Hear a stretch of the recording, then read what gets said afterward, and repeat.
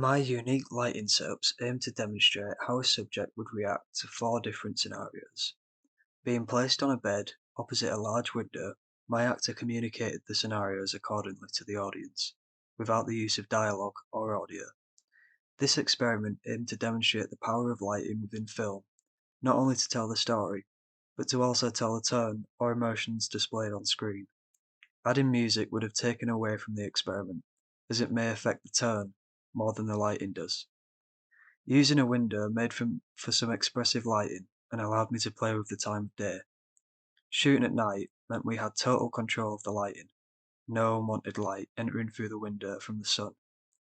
I used an EVA for this shoot. The codec on the camera should have been Apple ProRes, however, we used H.264.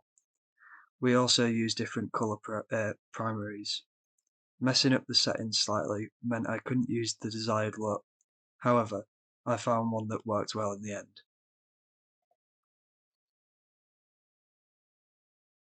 A noir style was the first of my four lighting setups. I used a 50mm lens to replicate the noir genre, using the ICAM monitor to imitate a monochrome filter. I set up the lights accordingly, making sure the shot wasn't overexposed. Shooting in black and white gave more leeway with exposure, allowing me, the DOP, to judge more by eye than with a light meter.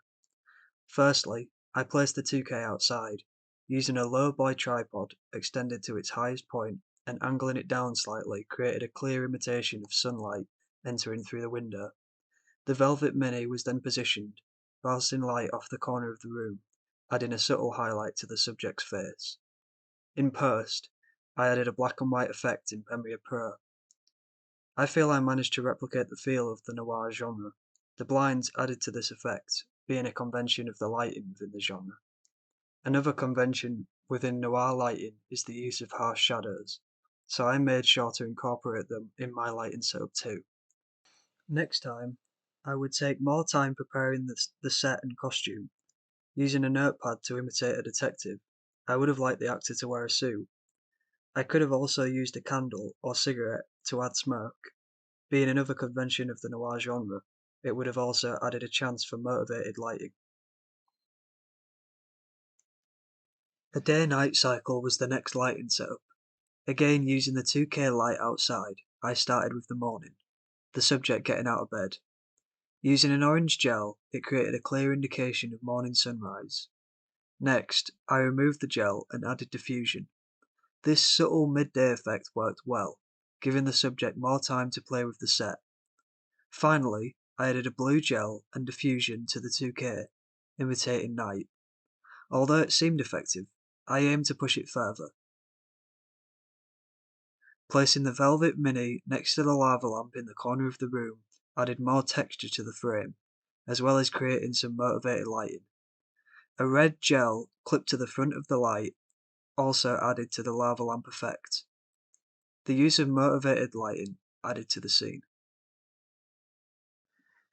Although I am proud of the final sequence, I would edit it in a smoother fashion next time, as the jarring cuts take away from the overall feel.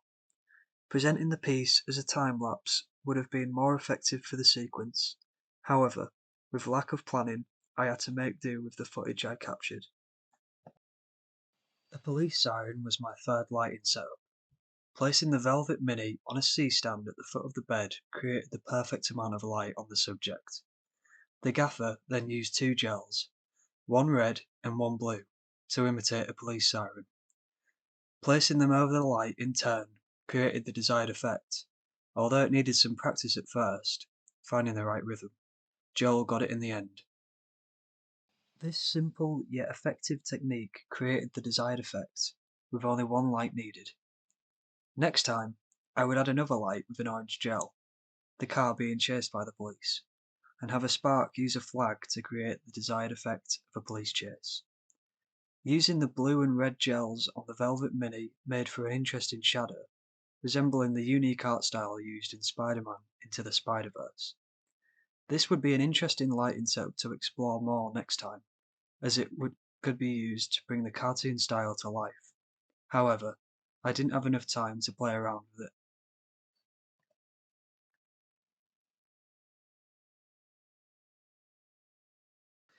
Finally, I did an alien invasion. Although I originally planned to use green gels for this setup, there unfortunately weren't any available in the kit store, meaning I had to think outside the box. Again, using the 2K outside, I took off all the gels and diffusion, making it the strongest light possible. I then placed the 800-watt light in the corner, bouncing light across the ceiling. The lava lamp trick was again used to add more texture to the shot. I then placed sparks on both the 800-watt and the 2K. With my signal, the first light flickered, causing the actor to seem curious. After 3 clicks it stayed on, signaling to the spark outside to turn on the 2K. The overexposed blast of the 2K created an otherworldly effect, without the need for gels. The gaffer then dragged the subject off the bed, as if he was being abducted by aliens. Although I created the desired effect without the need for gels, I would plan this section more carefully next time.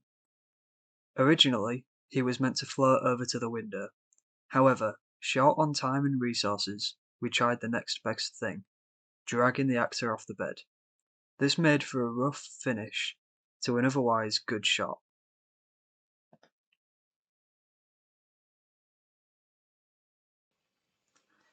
Overall, I am proud of the shots I produced for this experiment, and I feel that I demonstrated my aim, how a subject would react to 4 different scenarios, without the use of dialogue or audio, as well as demonstrating the power of lighting within film.